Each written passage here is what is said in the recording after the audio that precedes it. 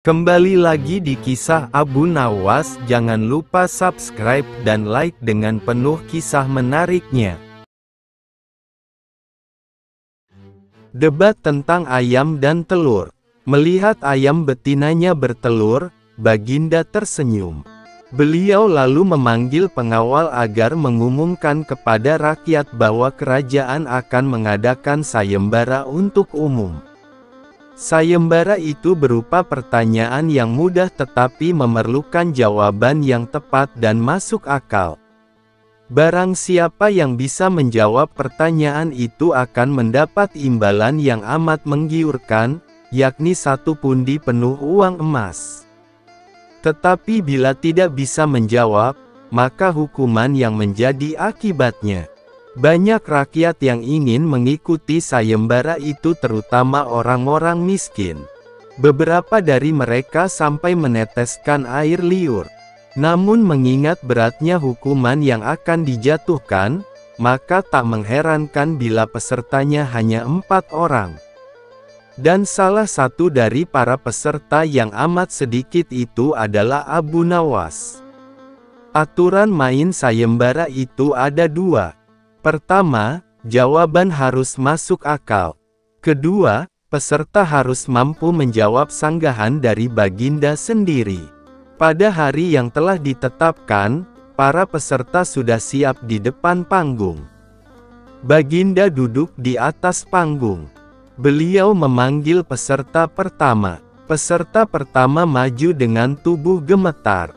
Baginda bertanya pada peserta pertama, "Manakah yang lebih dahulu, telur atau ayam?" tanya Baginda.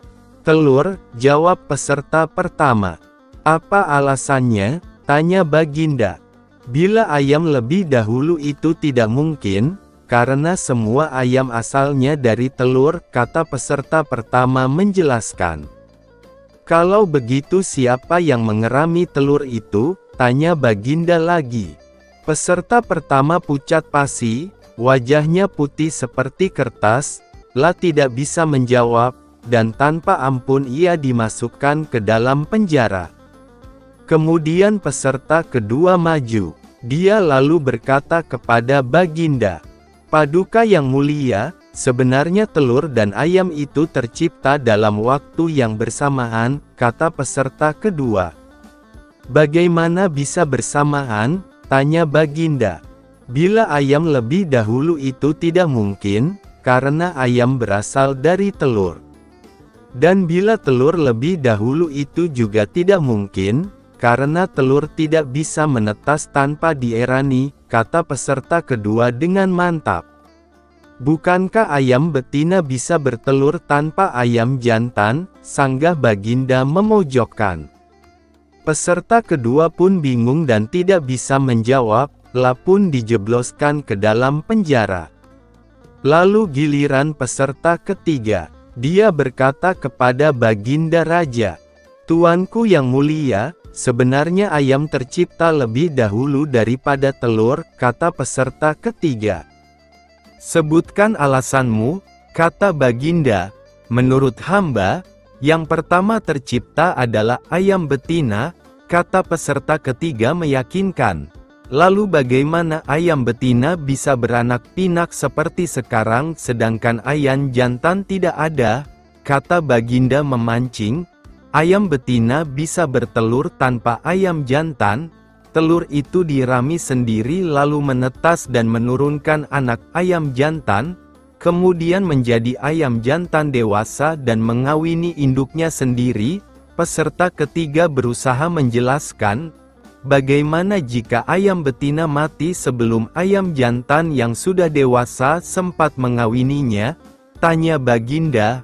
Peserta ketiga pun tidak bisa menjawab sanggahan Baginda, dan ia pun dimasukkan ke penjara. Kini tibalah giliran Abu Nawas.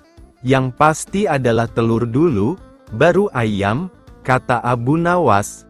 "Coba terangkan secara logis," kata Baginda ingin tahu. "Ayam bisa mengenal telur. Sebaliknya telur tidak mengenal ayam," kata Abu Nawas singkat. Agak lama Baginda Raja merenung. Kali ini Baginda tidak menyanggah alasan Abu Nawas. Tertipu sandal ajaib. Kampung tempat tinggal Abu Nawas lama-kelamaan membuatnya merasa tak nyaman karena banyaknya orang yang menumpuk-numpuk harta dengan menghalalkan segala cara. Otomatis hal ini membuat Abu Nawas gusar, karena sebagai seorang ulama, Abu Nawas berpikir bahwa hal itu bertentangan dengan ajaran agama. Untuk menghentikan perbuatan buruk tersebut, Abu Nawas memutar otak mencari ide yang tepat untuk menyadarkan banyak orang. Setelah berpikir panjang, akhirnya ia menemukan ide cemeriang, yaitu ide sandal ajaib. Dengan mengambil peralatan sederhana, berangkatlah ia ke pasar untuk gelar tikar menjual sandal-sandal. Sandal ajaib, sandal ajaib, sandal ajaib, kata Abu Nawas berkali-kali di pasar. Sesaat kemudian muncullah salah seorang pemuda yang melihat-lihat barang dagangannya. "Silahkan tuan, mau mencari apa?" tanya Abu Nawas. "Saya ingin mencari sandal yang bisa merubah hidupku yang miskin ini," jawab pemuda itu. "Apa maksud tuan?" tanya Abu Nawas. "Saya ini sudah lama hidup miskin dan ingin sekali kaya raya. Saya ingin membeli barang yang bisa memberikan saya keberuntungan," kata pemuda itu. Sejurus kemudian, Abu Nawas menawarkan salah satu sandal ajaibnya, mengatakan bahwa sandal itu akan merubah penggunanya dari tak punya menjadi orang yang punya. Karena tertarik, pembeli itu akhirnya jadi juga membeli sandal ajaib itu walaupun dengan harga yang lumayan mahal. Si pemuda langsung saja memakai sandal itu berkeliling kampung dengan harapan semoga keberuntungan segera berpihak kepadanya. Akan tetapi, harapannya tak kunjung terwujud.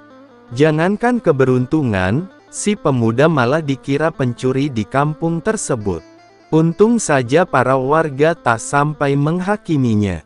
Karena merasa tertipu, pemuda itu kembali lagi menemui Abu Nawas untuk protes. "Assalamualaikum," sapa pemuda itu.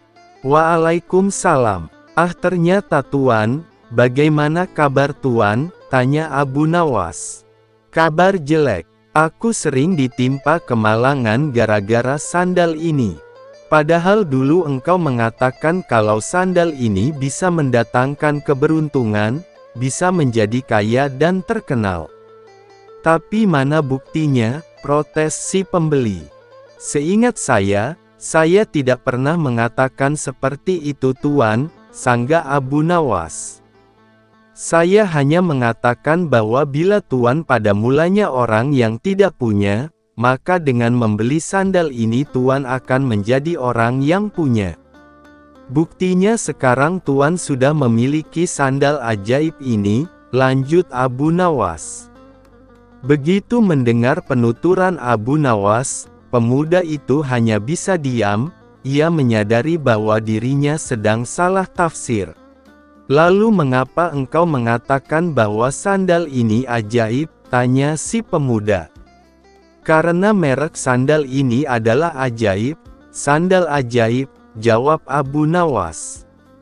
Akhirnya pemuda itu pergi begitu saja tanpa mengucapkan sepatah kata pun. "Tunggu tuan, saya ingin mengatakan sesuatu kepada tuan.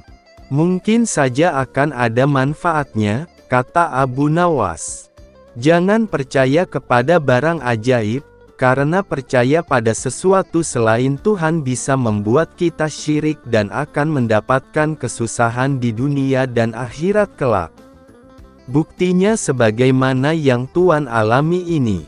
Oleh karena itu segeralah bertobat kepada Tuhan," kata Abu Nawas. Mendengar penuturan Abu Nawas, sepertinya pemuda itu menyadari kesalahannya. Ternyata banyak sekali hal-hal yang bisa membawa kepada perbuatan yang dimurkai Tuhan.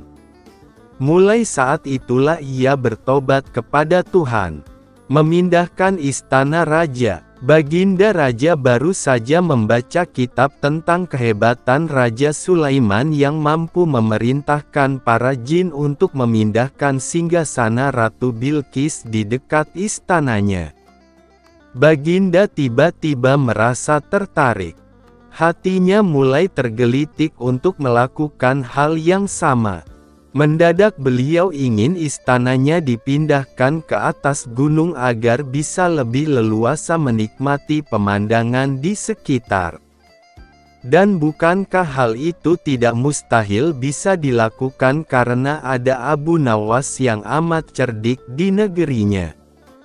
Tanpa membuang waktu, Abu Nawas segera dipanggil untuk menghadap Baginda Raja Harun al-Rasyid. Setelah Abu Nawas dihadapkan, Raja pun berkata kepada Abu Nawas, "Abu Nawas, engkau harus memindahkan istanaku ke atas gunung agar aku lebih leluasa melihat negeriku," kata Baginda sambil melirik reaksi Abu Nawas. Abu Nawas tidak langsung menjawab, ia berpikir sejenak hingga keningnya berkerut. Tidak mungkin menolak perintah Baginda kecuali kalau memang ingin dihukum. Akhirnya Abu Nawas terpaksa menyanggupi proyek raksasa itu.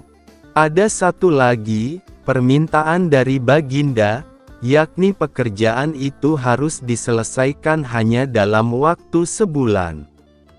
Abu Nawas pun pulang dengan hati yang bingung. Setiap malam ia hanya berteman dengan rembulan dan bintang-bintang. Hari-hari dilewatinya dengan kegundahan. Tak ada hari yang lebih berat dalam hidup Abu Nawas kecuali hari-hari itu. Tetapi pada hari ke-9 ia tidak lagi merasa gundah gulana. Keesokan harinya Abu Nawas menuju istana, menghadap Baginda untuk membahas pemindahan istana. Dengan senang hati Baginda Raja pun mendengarkan apa yang ingin dikatakan Abu Nawas. "Ampun tuanku, hamba datang ke sini hanya untuk mengajukan usul untuk memperlancar pekerjaan hamba nanti," kata Abu Nawas. "Apa usul itu?" tanya Baginda. "Hamba akan memindahkan istana Paduka yang mulia tepat pada hari raya Idul Kurban yang kebetulan hanya kurang 20 hari lagi," kata. "Hamba akan memindahkan istana Paduka yang mulia tepat pada hari raya Idul Kurban yang kebetulan hanya kurang 20 hari lagi," kata Abu Nawas.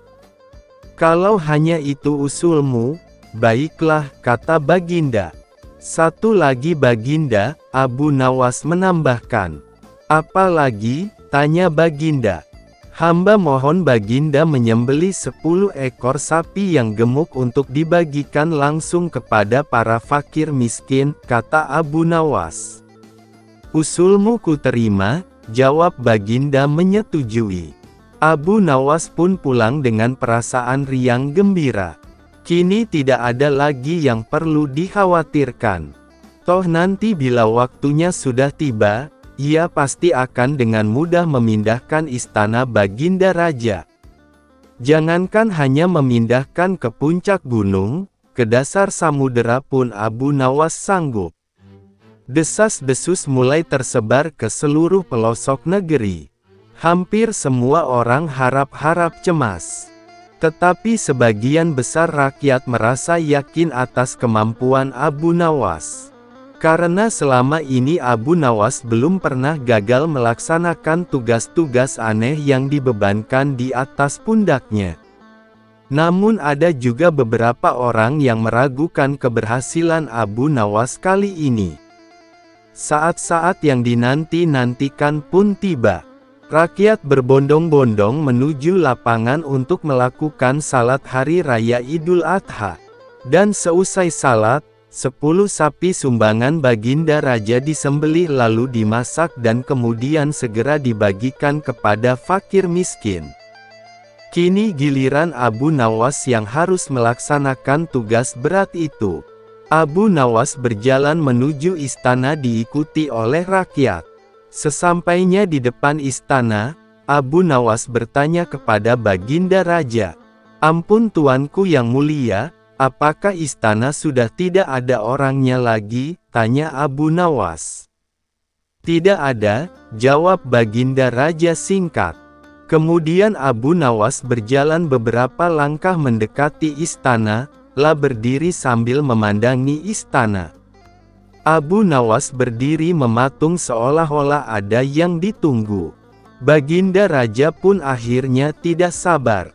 "Abu Nawas, mengapa engkau belum juga mengangkat istanaku?" tanya Baginda Raja. "Hamba sudah siap sejak tadi Baginda," kata Abu Nawas. "Apa maksudmu engkau sudah siap sejak tadi? Kalau engkau sudah siap, lalu apa yang engkau tunggu?" tanya Baginda masih diliputi perasaan heran. "Hamba menunggu istana Paduka yang mulia diangkat oleh seluruh rakyat yang hadir untuk diletakkan di atas pundak hamba.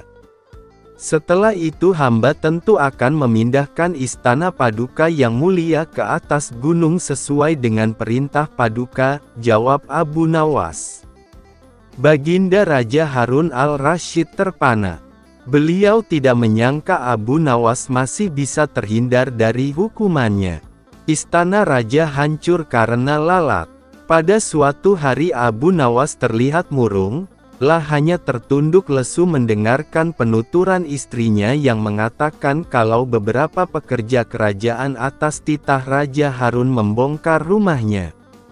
Raja berdalih bahwa itu dilakukan karena bermimpi kalau di bawah rumahnya terpendam emas dan permata yang tak ternilai harganya. Namun setelah mereka terus-menerus menggali, ternyata emas dan permata tidak juga ditemukan. Parahnya, sang raja juga tidak mau meminta maaf atau mengganti rugi sedikit pun kepada Abu Nawas. Karena itulah Abu Nawas sakit hati dan memendam rasa dendam kepada perusak rumahnya. Lama Abu Nawas memeras otak, namun belum juga ia menemukan muslihat untuk membalas perbuatan Baginda. Makanan yang dihidangkan istrinya pun tidak dimakan karena nafsu makannya telah sirna. Keesokan harinya Abu Nawas melihat banyak lalat-lalat mulai menyerbu makanannya, yang sudah mulai basi. Begitu melihat lalat-lalat itu berterbangan, Abu Nawas tiba-tiba saja tertawa riang seolah mendapatkan ide. "Tolong ambilkan kain penutup untuk makananku dan sebatang besi," kata Abu Nawas kepada istrinya. Dengan wajah berseri-seri Abu Nawas berangkat menuju istana. Setiba di istana, Abu Nawas membungkuk memberi hormat kepada Raja Harun. Raja Harun terkejut atas kedatangan Abu Nawas di hadapan para menterinya.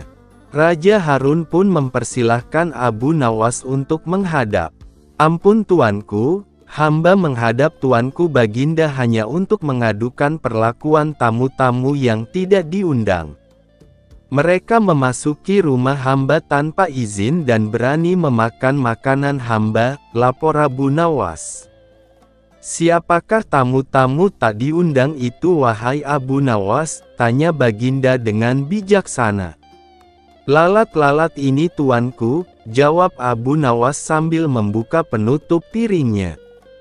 "Kepada siapa lagi kalau bukan kepada Paduka junjungan hamba? Hamba mengadukan perlakuan yang tidak adil ini," lanjut Abu Nawas. "Lalu, keadilan seperti apa yang engkau inginkan dariku?" tanya Baginda Raja penasaran. "Hamba hanya menginginkan izin tertulis dari Baginda sendiri agar hamba bisa dengan leluasa menghukum lalat-lalat yang nakal itu," jawab Abu Nawas memulai muslihatnya. Akhirnya Raja Harun dengan terpaksa membuat surat izin yang isinya memperkenankan Abu Nawas untuk memukul lalat-lalat itu dimanapun mereka hinggap. Setelah mendapat izin tertulis itu, Abu Nawas mulai mengusir lalat-lalat di piringnya. Setelah mendapat izin tertulis itu, Abu Nawas mulai mengusir layat lalat di piringnya hingga mereka terbang dan hinggap di sana-sini. Dengan menggunakan tongkat besi yang dibawanya dari rumah, Abu Nawas mulai mengejar dan memukuli lalat-lalat itu. Ketika hinggap di kaca, Abu Nawas dengan tenang dan leluasa memukul kaca itu hingga pecah. Kemudian vas bunga nan indah milik sang raja juga ikut terkena pukul dan pecah. Akhirnya, hanya dalam beberapa menit saja seluruh perabot istana hancur berkeping-keping. Raja Harun tidak bisa berbuat apa-apa kecuali menyadari kekeliruannya yang telah dilakukan terhadap Abu Nawas dan keluarganya. Setelah merasa puas, Abu Nawas mohon diri. Barang-barang kesayangan Raja Harun banyak yang hancur. Bukan cuma itu saja, Raja juga menanggung rasa malu. Kini dia sadar betapa kelirunya telah berbuat semena-mena kepada Abu Nawas. Abu Nawas dan mimpi indah seorang pendeta dan seorang rahib berencana memperdayai Abu Nawas. Rencana pun disusun rapi dan mereka segera bertandang ke rumah Abu Nawas yang disambut baik oleh yang punya rumah. Kami ingin mengajakmu melakukan pengembaraan suci, wahai Abu Nawas. Kami berharap engkau tidak keberatan dan dapat bergabung bersama kami, ujar si rahib sambil melirik pada kawan di sebelahnya. Dengan senang hati aku akan ikut. Kapan rencananya? Tanya Abu Nawas. Besok pagi, ujar si pendeta gembira. Baiklah, kita bertemu di warung teh besok, ujar Abu Nawas. Demikianlah keesokan harinya Abu Nawas beserta dua orang yang mengajaknya ini berangkat bersama. Mereka berpakaian dengan cara yang khas. Abu Nawas dengan pakaian sufi, si pendeta dengan baju kebesarannya, dan si rahib dengan pakaian keagamaannya. Di tengah perjalanan mereka bertiga mulai merasa lapar. Hai Abu Nawas, karena kita sudah lapar dan kebetulan kita tidak membawa bekal, ada baiknya engkau mengumpulkan derma untuk membeli makanan bagi kita bertiga. Kami berdua akan melakukan kebaktian, ujar si pendeta. Tanpa berpikir panjang, Abu Nawas langsung beranjak pergi mencari dan mengumpulkan derma dari satu dusun ke dusun yang lain. Setelah dirasa derma yang diterima mencukupi, Abu Nawas langsung membeli makanan yang cukup untuk mereka bertiga. Abu Nawas pun kembali kepada dua temannya yang tengah melakukan kebaktian. Mari kita bagi makanan ini sekarang juga, ujar Abu Nawas yang memang sudah sangat lapar. Jangan dibuka sekarang, karena kami sedang berpuasa, ujar sang rahib. Tapi aku hanya akan mengambil bagianku saja. Sedang bagian kalian terserah kalian, ujar Abu Nawas. Aku tidak setuju. Kita harus seiring seirama dalam berbuat apapun, ujar si pendeta. Betul, aku juga tidak setuju. Karena waktu makanku besok pagi, ujar si rahib yang ahli yoga menimpali. Tentu saja Abu Nawas sangat gusar mendengar pernyataan kedua orang itu. Perutnya yang keroncongan memaksanya kembali memprotes. Bukankah aku yang kalian suruh mencari derma dan sudah kukumpulkan derma itu dan sekarang telah kubelikan makanan? Mengapa kalian tidak mengizinkan aku mengambil bagianku sendiri? Sungguh tidak masuk akal, ujar Abu Nawas memprotes. Namun dua orang itu tetap teguh pada pendiriannya sekalipun Abu Nawas dengan segala macam cara menjelaskan tetap saja si rahib dan pendeta bergeming. Hal ini membuat Abu Nawas dongkol bukan main. Tapi karena dirasa tidak ada gunanya menentang dua orang yang sudah bersekongkol itu, Abu Nawas pun memilih diam. Bagaimana kalau kita buat perjanjian? Ujar sang pendeta tiba-tiba. Perjanjian apa? Tanya Abu Nawas. Kita adakan lomba. Siapa yang nanti malam bermimpi paling indah, maka dia berhak atas bagian makanan yang lebih banyak. Sedang yang kedua mendapat bagian lebih sedikit. sedang yang mimpinya tidak indah mendapat bagian makanan yang paling sedikit, ujar pendeta dengan cerdiknya. Karena sudah dongkol dan kesal, Abu Nawas menyetujui saja perjanjian itu. Begitu pagi sudah tiba mereka bertiga. Sudah bangun, dengan sangat antusias si rahib lalu menceritakan mimpinya. Luar biasa, semalam aku bermimpi indah sekali. Aku memasuki sebuah taman yang mirip sekali dengan nirwana. Aku merasakan suatu kenikmatan dan keindahan yang belum pernah kurasakan seumur hidupku, ujar rahib dengan gembiranya. Mimpimu sangat menakjubkan saudara rahib. Sangat menakjubkan, ujar si pendeta dengan agak berlebihan. Mimpiku pun tak kalah indahnya, ujar pendeta. Aku seolah-olah menembus ruang dan waktu. Aku menyusup ke masa silam di mana pendiri agamamu hidup, dan sungguh sangat membahagiakan aku bertemu dengannya, dan kemudian aku diberkati olehnya, ujar sang pendeta dengan gembiranya. Seperti tadi, kini giliran rahib memuji-muji mimpi si pendeta. Sementara Abu Nawas diam saja melihat kelakuan dua orang yang memang bersekongkol memperdayai dirinya itu. Hai Abu Nawas, kenapa kau diam saja? Apa mimpimu semalam? Apakah seindah mimpi kami? Ujar si rahib dan pendeta hampir bersamaan. Abu Nawas yang sudah tahu dirinya tengah dikerjai, hanya berujar pelan. Kawan-kawanku sepengembaraan, kalian tentu mengenal Nabi Daud, Beliau adalah nabi yang ahli berpuasa. Tadi malam aku bermimpi bertemu dan berbincang-bincang dengannya. Beliau menanyakan apakah aku berpuasa atau tidak. Karena aku belum makan dari pagi, maka aku bilang saja bahwa aku berpuasa. Tidak tahunya beliau menyuruhku berbuka karena hari sudah malam. Tentu saja aku tidak berani membantah perintah seorang nabi. Makanya aku bangun dan langsung menghabiskan semua makanan, ujar Abu Nawas dengan santainya. Abu Nawas dihukum gantung. Cita-cita atau obsesi menghukum Abu Nawas sebenarnya masih bergolak, namun Baginda merasa kehabisan akal untuk menjebak Abu Nawas. Seorang penasihat kerajaan kepercayaan Baginda Raja menyarankan agar Baginda memanggil seorang ilmuwan ulama yang berilmu tinggi untuk menandingi Abu Nawas. Pasti masih ada peluang untuk mencari kelemahan Abu Nawas. Menjebak pencuri harus dengan pencuri, dan ulama harus dengan ulama. Baginda menerima usul yang cemerlang itu dengan hati bulat. Setelah ulama yang berilmu tinggi berhasil ditemukan, Baginda Raja menanyakan cara terbaik menjerat Abu Nawas. Ulama itu memberi tahu cara-cara yang paling jitu kepada Baginda Raja. Baginda Raja manggut-manggut setuju. Wajah Baginda tidak lagi murung, apalagi ulama itu menegaskan bahwa ramalan Abu Nawas tentang takdir kematian Baginda Raja sama sekali tidak mempunyai dasar yang kuat.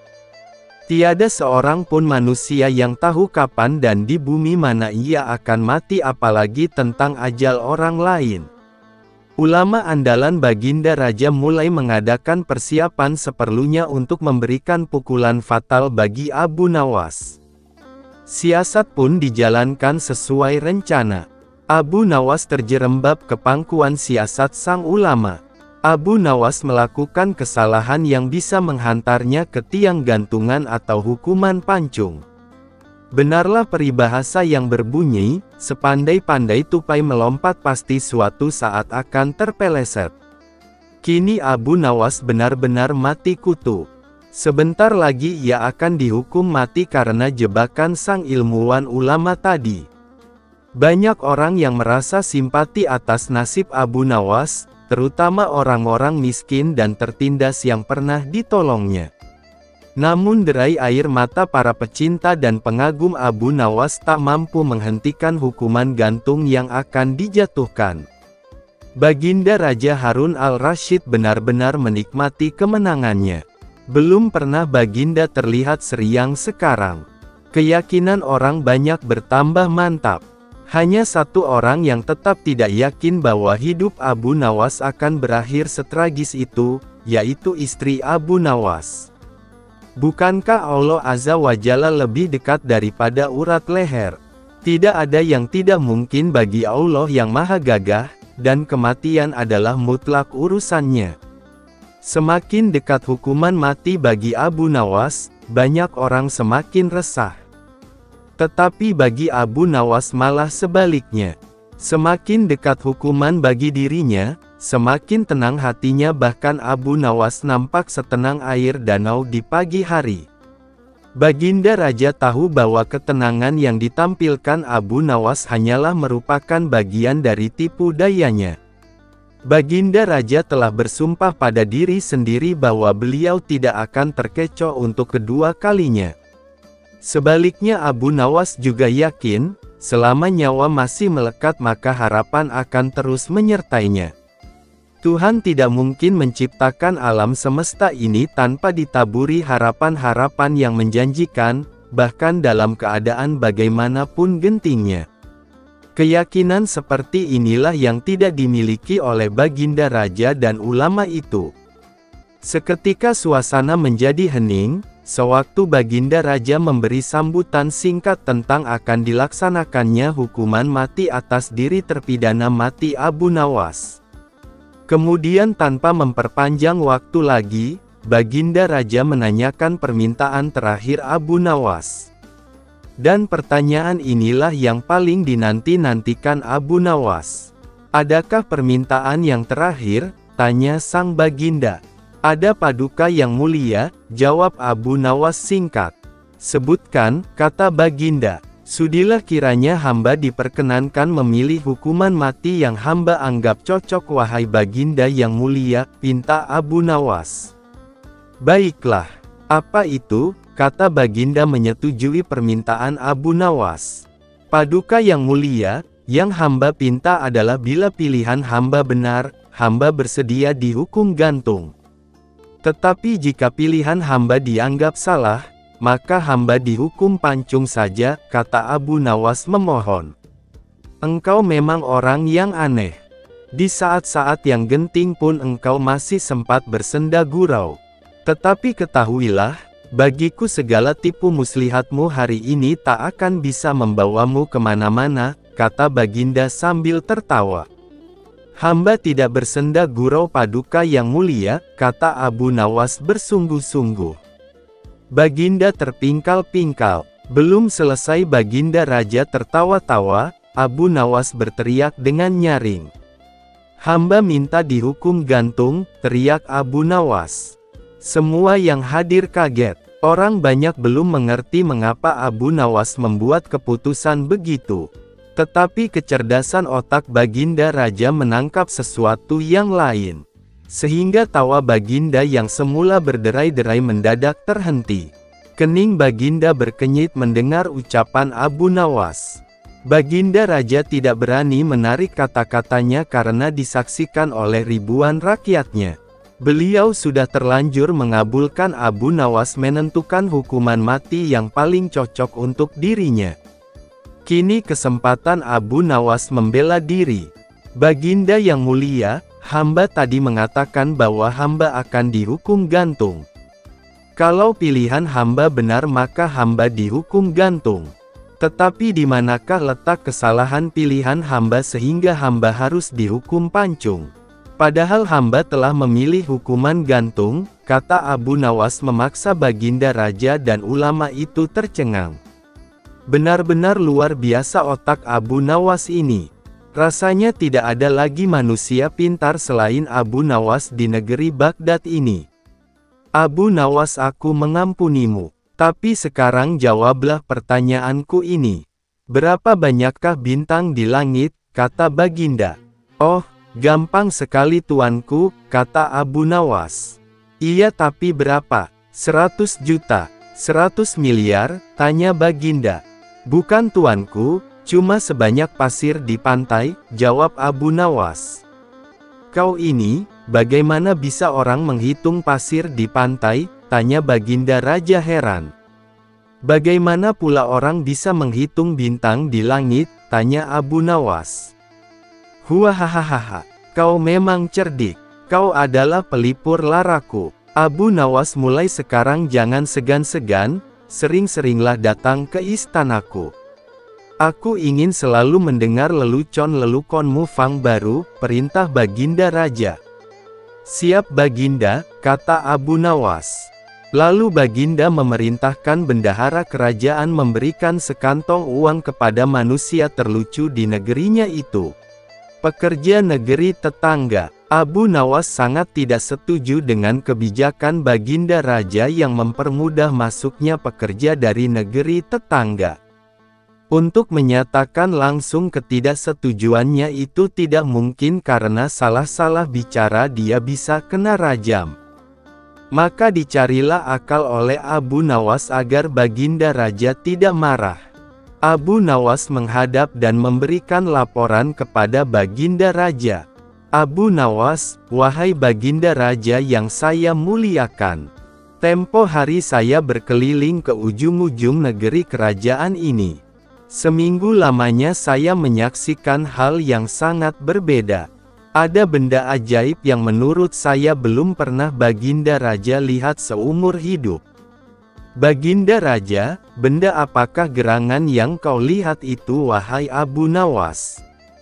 Abu Nawas, sebaiknya Baginda Raja lihat sendiri. Sebab kalau saya ceritakan sekarang, Baginda Raja tidak akan percaya. Baginda Raja, baiklah kalau begitu. Ayo kita ke sana sekarang. Abu Nawas, begini Baginda Raja. Abu Nawas tak melanjutkan kalimatnya. Baginda Raja, ada apa wahai Abu Nawas? Abu Nawas, kalau Baginda Raja tetap berpenampilan seperti sekarang, tidak akan mungkin kita bisa melihat benda ajaib itu sebab orang akan mengenali Baginda Raja. Pasti akan ramai orang akan ikut menyaksikan benda tersebut. Baginda Raja, jadi bagaimana sebaiknya penampilanku Abu Nawas? Abu Nawas, perawakan Baginda mirip rakyat negeri tetangga. Mata Baginda Raja agak sipit dan kulit kuning langsat. Menurut hemat hamba, alangkah baiknya Baginda Raja menyamar menjadi warga negeri tetangga, seakan-akan Baginda Raja ke sini sebagai pendatang, sehingga orang tidak akan mengenali Baginda.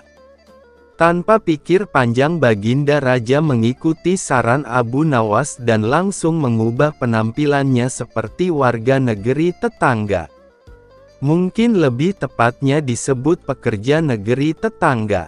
Kemudian Abu Nawas dan Baginda Raja yang telah menyamar itu pergi ke suatu negeri yang dimaksud. Sebelum sampai di negeri tersebut tiba-tiba Abu Nawas mendadak berhenti. Baginda Raja, ada apa Abu Nawas? Kenapa tiba-tiba berhenti? Abu Nawas, begini Baginda Raja. Kalau hamba ikut dengan Baginda sampai ke desa itu, saya takut penyamaran Baginda akan ketahuan. Jadi sebaiknya Baginda berjalan sendirian memasuki desa itu. Di ujung desa ada sebuah gua yang tidak begitu besar. Pintu gua itu tidak kelihatan karena terletak di balik pohon besar. Agar Baginda Raja mudah mencarinya, pohon itu sudah saya cat dengan warna merah. Nah, di dalam gua itu letak benda ajaib yang saya maksud. Tanpa basa-basi lagi, bergegas Baginda Raja meninggalkan Abu Nawas demi melampiaskan rasa penasaran yang sudah memuncak. Tidak terlalu susah beliau dapat menemukan tanda cat merah seperti yang diceritakan Abu Nawas tadi. Alangkah girang hatinya karena tidak lama lagi benda ajaib akan berada di tangannya. Namun tiba-tiba dari kejauhan terdengar suara ribut-ribut. Penduduk kampung, siapakah engkau? Berani-beraninya masuk kampung kami. Baginda Raja, saya hanya pencari kayu. Lah tidak mau penyamarannya diketahui oleh masyarakat sekitar. Penduduk kampung, nah, yang satu ini ternyata bisa berbahasa kita. Ayo kita seret dia menemui teman-temannya yang lain. Spontan Baginda Raja diseret oleh penduduk kampung yang notabene adalah rakyatnya sendiri. Setiba di sebuah bangunan yang mirip dengan gudang, Baginda Raja dilemparkan ke sekerumunan orang yang jumlahnya puluhan. Penduduk kampung, coba kau ceritakan, kenapa kau datang begitu ramai ke negeri kami ini? Baginda Raja sesaat memelototi orang yang ada di hadapannya. Baginda Raja, engkau ini siapa? Orang di dalam gudang, lorem ipsum dolor sit amet, consectetur adipis cing elit. Pelentesque molesti ligula auge imperdiet auctor. Nam ut telus quis ex dapibus tristique. In consequat volupat tristique. Baginda Raja, bicara apa kau ini? Aku tak mengerti. Penduduk kampung, hei budak sipit, jangan berpura-pura kau di depan kami. Cepat ceritakan maksud kau datang ke negeri kami ini. Merasa dikerjain oleh Abu Nawas, Baginda Raja langsung membuka kedoknya. Baginda Raja, tidak kenalkah kau dengan diriku? Mendadak penduduk kampung terperangah. Setelah Baginda Raja membasuh riasannya, barulah semua warna mengenalinya. Penduduk kampung, ampunkan kami Baginda Raja. Kami tidak tahu bahwa Baginda menyamar. Baginda Raja, lalu kenapa kau mengurung orang-orang aneh ini di gudang? Penduduk kampung, mereka itu pekerja dari negeri tetangga Baginda. Sejak mereka datang ke kampung kami kehilangan pekerjaan. Semua tambang rakyat mereka kuasai sehingga kami hampir semua jadi pengangguran. Baginda Raja terdiam 1000 bahasa. Dia yang semula ingin menghukum Abu Nawas atas kekurangajarannya, sekarang mengurungkannya. Malah dalam hati kecilnya ia berterima kasih. Kalau tidak begini mungkin dirinya tidak akan mengetahui bagaimana sebenarnya keadaan di kampung-kampung yang telah didatangi oleh pekerja dari negeri tetangga. Abu Nawas dan Menteri Penyihir. Baginda Raja sedang dipusingkan dengan keadaan negara yang semakin semrawut. Kian hari hidup rakyatnya kian sengsara. Baginda Raja berencana membuat kebijakan yang bertujuan untuk mensejahterakan rakyatnya. Maka dipanggillah Abu Nawas ke istana untuk diminta pendapatnya. Baginda Raja, wahai Abu Nawas, aku butuh nasihatmu. Abu Nawas, nasihat yang seperti apa yang Baginda Raja butuhkan dariku? Baginda Raja, begini. Aku ingin membuat hidup rakyatku bahagia. Aku ingin rakyatku sejahtera, namun aku tidak punya ide kebijakan apa yang harus aku dahulukan. Bisakah kau berikan aku nasihat yang jitu agar rakyatku segera keluar dari himpitan kemiskinan? Abu Nawas tidak menjawab permintaan sang raja. Dia hanya bermenung sambil mengangguk-angguk kecil. Baginda Raja, kenapa kau hanya diam wahai Abu Nawas? Abu Nawas, begini Baginda Raja, aku tak ingin menyampaikan langsung nasihat kepadamu, sebab nanti kalau terdengar oleh orang lain akan bocor rahasia ini. Sebaiknya aku tulis saja nasihat dan akan aku kirimkan secarik surat besok hari. Baginda Raja, baiklah Abu Nawas, aku tunggu suratmu besok hari. Sambil berjalan pulang, Abu Nawas berpikir keras kebijakan apa yang harus dia usulkan. Beruntung Baginda Raja menyetujui usulnya sehingga dia masih bisa berpikir barang sehari. Keesokan harinya Abu Nawas datang ke istana untuk menyerahkan langsung surat yang dia janjikan. Tetapi seorang menteri kerajaan mencegat Abu Nawas. Menteri kerajaan, ada keperluan apa kamu ke istana wahai Abu Nawas? Abu Nawas, saya ingin menyerahkan surat ini kepada Baginda Raja wahai Bapak Menteri. Menteri kerajaan, tinggalkan saja suratmu itu di sini, karena Baginda Raja saat ini sedang tidak mau ditemui.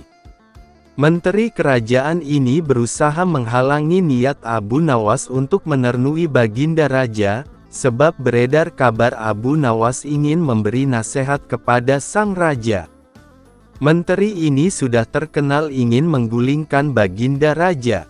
Abu Nawas, baiklah Bapak Menteri, saya titipkan surat ini padamu. Abu Nawas tidak dapat mengelak dan dengan berat hati dia tinggalkan surat rahasia itu pada menteri kerajaan. Sepeninggal Abu Nawas, menteri tersebut membuka surat rahasia dan membaca isinya.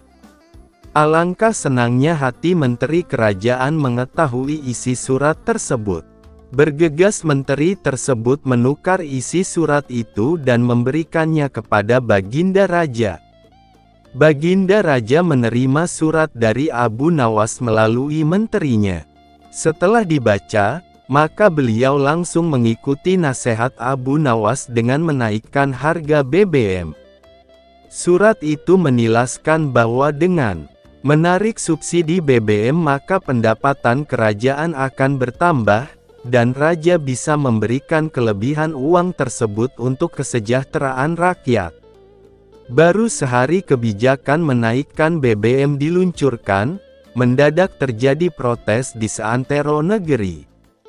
Rakyat-rakyat turun ke jalan mendemo kebijakan baru Baginda Raja. Alangkah terkejutnya beliau dengan kejadian ini.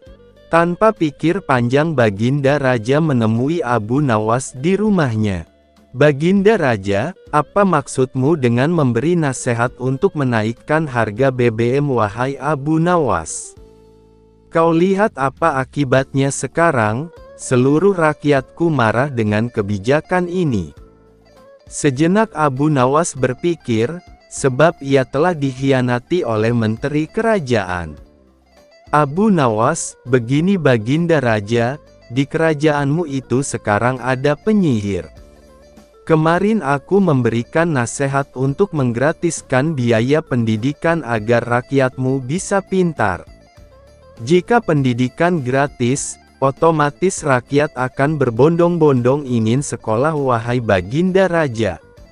Nah, kerajaan akan maju jika rakyatnya cerdas-cerdas. Baginda Raja, tidak mungkin ada penyihir di istanaku. Kau berbohong Abu Nawas. Abu Nawas, aku tidak berbohong Baginda. Begini saja Baginda, besok saya akan ke istana membawa sepucuk surat lagi. Isi surat itu adalah membuat kartu sehat untuk rakyat. Saya yakin surat itu akan disihir oleh menterimu. Dan saya pastikan Baginda besok tidak akan menerima surat yang berisi kartu sehat untuk rakyat, tetapi surat yang telah disihir yang akan Baginda dapati. Baginda Raja, baiklah kalau begitu Abu Nawas.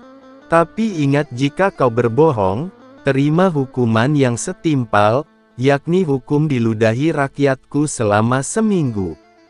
Gemetaran juga Abu Nawas mendengar ancaman dari Baginda Raja. Keesokan harinya Abu Nawas datang ke istana dengan membawa secarik surat yang berisi kartu sehat untuk rakyat. Seperti tempo hari Abu Nawas kembali dicegat oleh menteri kerajaan. Menteri kerajaan, ada keperluan apa lagi kau ke sini wahai Abu Nawas?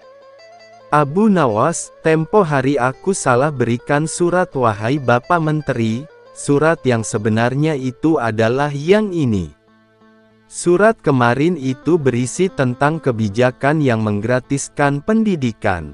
Nasihat itu akan sangat merugikan kerajaan, sebab jika sebanyak ini rakyat yang ingin sekolah digratiskan, pastilah kerajaan ini akan bangkrut. Makanya aku ingin menukar surat tersebut. Sebab alangkah marahnya Baginda Raja jika menerima nasihat yang salah. Menteri kerajaan, tinggalkan suratmu itu di sini, biar aku yang menyerahkannya kepada Baginda Raja. Abu Nawas meninggalkan surat itu tanpa sepatah kata pun dan ia pun kembali ke rumahnya. Ketika Baginda Raja menerima surat titipan yang diserahkan oleh menteri kerajaan, terperanjat ia karena apa yang dikatakan Abu Nawas benar adanya bahwa di kerajaannya memang ada tukang sihir. Baginda Raja, wahai menteriku, apa benar ini surat dari Abu Nawas? Menteri kerajaan, benar Baginda. Dengan senang hati menteri itu berpikir bahwa sebentar lagi Abu Nawas akan menerima hukuman dari sang raja. Baginda Raja, surat ini berisi kebijakan untuk menggratiskan pendidikan. Lalu surat yang berisi tentang kartu sehat untuk rakyat mana, menjadikan raja sebagai budak. Kadangkala untuk menunjukkan sesuatu kepada sang raja, Abu Nawas tidak bisa hanya sekedar melaporkannya secara lisan. Raja harus mengetahui dengan mata kepalanya sendiri, bahwa masih banyak di antara rakyatnya yang hidup sengsara. Ada saja praktek jual beli budak di kalangan masyarakat kerajaan. Dengan tekad yang bulat, Abu Nawas merencanakan menjual Baginda Raja. Karena menurut Abu Nawas, hanya Baginda Raja yang paling patut untuk dijual. Bukankah selama ini Baginda Raja selalu mempermainkan dirinya dan menyengsarakan pikirannya? Maka sudah sepantasnya lah kalau sekarang giliran Abu Nawas menghadap dan berkata kepada Baginda Raja Harun al-Rasyid. Ada sesuatu yang amat menarik yang akan hamba sampaikan hanya kepada Paduka yang mulia, kata Abu Nawas. Apa itu wahai Abu Nawas? Tanya Baginda langsung tertarik. Sesuatu yang hamba yakin belum pernah terlintas di dalam benak Paduka yang mulia, kata Abu Nawas meyakinkan. Kalau begitu cepatlah ajak aku ke sana untuk menyaksikannya, kata Baginda Raja tanpa rasa curiga sedikit pun. Tetapi Baginda, kata Abu Nawas sengaja tidak melanjutkan kalimatnya. Tetapi apa? Tanya Baginda tidak sabar. Bila Baginda tidak menyamar sebagai rakyat biasa, maka pasti nanti akan banyak orang yang ingin ikut menyaksikan benda ajaib itu, kata Abu Nawas. Karena begitu besar keingintahuan Baginda Raja, maka beliau bersedia menyamar sebagai rakyat biasa seperti yang diusulkan Abu Nawas. Kemudian Abu Nawas dan Baginda Raja pun berangkat menuju ke sebuah hutan. Setibanya di hutan, Abu Nawas meminta Baginda Raja mendekati sebuah pohon yang rindang dan memohon kepadanya untuk menunggu di situ. Sementara itu Abu Nawas diam-diam menemui seorang badui yang pekerjaannya menjual budak. Abu Nawas mengajak pedagang budak itu untuk melihat calon budak yang akan dijualnya dari jarak yang agak jauh. Abu Nawas beralasan bahwa sebenarnya calon budak itu adalah teman dekatnya. Maka dari itu Abu Nawas tidak tega menjualnya di depan mata. Setelah pedagang budak itu memperhatikan dari kejauhan, ia pun merasa cocok. Abu Nawas lalu membuatkan surat kuasa yang menyatakan bahwa pedagang budak sekarang mempunyai hak penuh atas diri orang yang sedang duduk di bawah pohon rindang itu. Abu Nawas lantas pergi begitu saja setelah menerima beberapa keping uang emas dari pedagang budak itu. Baginda Raja masih menunggu Abu Nawas ketika pedagang budak menghampirinya. Lah belum tahu mengapa Abu Nawas belum juga menampakkan batang hidungnya. Baginda juga merasa heran mengapa ada orang lain di situ. Siapa engkau? Tanya Baginda Raja kepada pedagang budak. Aku adalah tuanmu sekarang, kata pedagang budak kasar. Tentu saja pedagang budak itu tidak mengenali Baginda Raja Harun al-Rasyid dalam pakaian yang amat sederhana. Apa maksud perkataanmu tadi? Tanya Baginda Raja dengan wajah merah padam. Abu Nawas telah menjual engkau kepadaku dan inilah surat kuasa yang baru dibuatnya, kata pedagang budak dengan kasar. Abu Nawas menjual diriku kepadamu, kata Baginda makin murka. Ya, bentak pedagang budak. Tahukah engkau siapa aku ini sebenarnya? Tanya Baginda geram. Tidak, dan itu tidak perlu, kata pedagang budak seenaknya. Lalu ia menyeret budak barunya itu ke belakang rumah. Raja Harun al-Rasyid diberi parang dan diperintahkan untuk membelah kayu. Begitu banyak tumpukan kayu di belakang rumah Badui itu, sehingga memandangnya saja Raja Harun al-Rasyid sudah merasa ngeri, apalagi harus mengerjakannya. "Ayo kerjakan," bentak Badui itu. Raja Harun al-Rasyid mencoba memegang kayu dan mencoba membelahnya, namun si Badui merasa aneh saat melihat cara Raja Harun al-Rasyid memegang parang. "Kau ini bagaimana? Bagian parang yang tumpul kau arahkan ke kayu? Sungguh bodoh sekali," seru Badui itu marah. Raja Harun al-Rasyid mencoba membalik parang hingga bagian yang tajam terarah ke kayu, mencoba membelahnya, namun tetap saja pekerjaannya terasa aneh dan kaku bagi si Badui. "Oh, beginikah derita orang-orang miskin mencari sesuap nasi, harus bekerja keras lebih dahulu. Wah, lama-lama aku tak tahan juga," gumam Raja Harun al-Rasyid.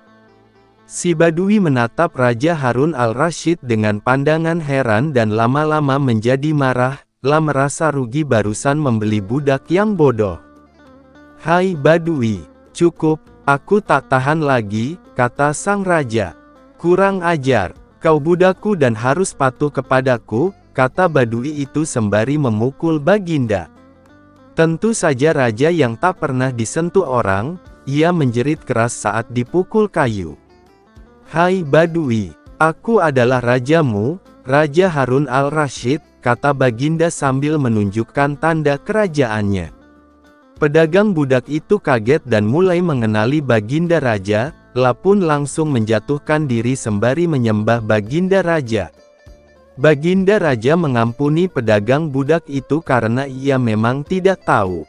Tetapi kepada Abu Nawas Baginda Raja amat murka dan gemas. Ingin rasanya beliau meremas-remas tubuh Abu Nawas seperti telur. Abu Nawas dan kisah 6 ekor lembu yang pandai bicara. Pada suatu hari, Sultan Harun al-Rasyid memanggil Abu Nawas menghadap ke istana. Kali ini Sultan ingin menguji kecerdikan Abu Nawas. Sesampainya di hadapan Sultan, Abu Nawas pun menyembah. Dan Sultan bertitah, "Hai, Abu Nawas, aku menginginkan 6 ekor lembu berjenggot yang pandai bicara, bisakah engkau mendatangkan mereka dalam waktu seminggu? Kalau gagal, akan aku penggal lehermu." "Baiklah, Tuanku Syah Alam, hamba junjung tinggi titah tuanku." Semua punggawa istana yang hadir pada saat itu, berkata dalam hati, "Mampuslah kau Abu Nawas." Abu Nawas bermohon diri dan pulang ke rumah. Begitu sampai di rumah, ia duduk berdiam diri merenungkan keinginan Sultan. Seharian ia tidak keluar rumah, sehingga membuat tetangga heran, baru keluar rumah persis setelah seminggu. Kemudian, yaitu batas waktu yang diberikan Sultan kepadanya. Segera menuju kerumunan orang banyak.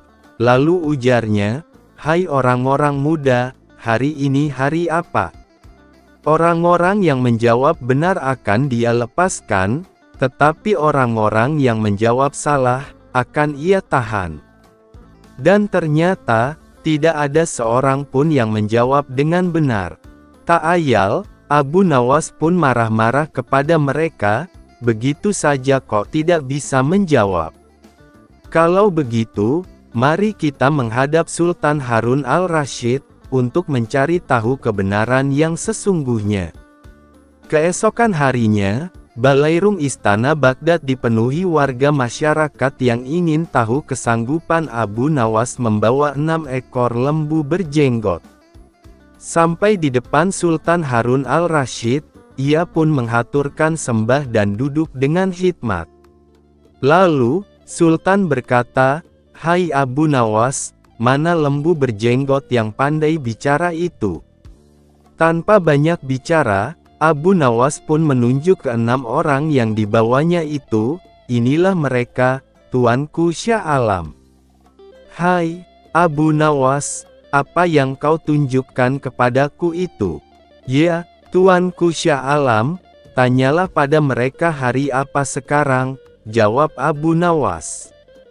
Ketika Sultan bertanya, ternyata orang-orang itu memberikan jawaban berbeda-beda.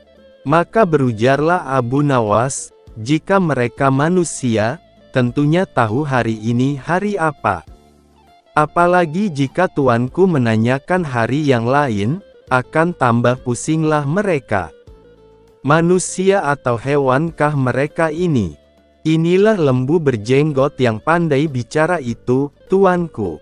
Sultan heran melihat Abu Nawas pandai melepaskan diri dari ancaman hukuman. Maka Sultan pun memberikan hadiah 5.000 dinar kepada Abu Nawas.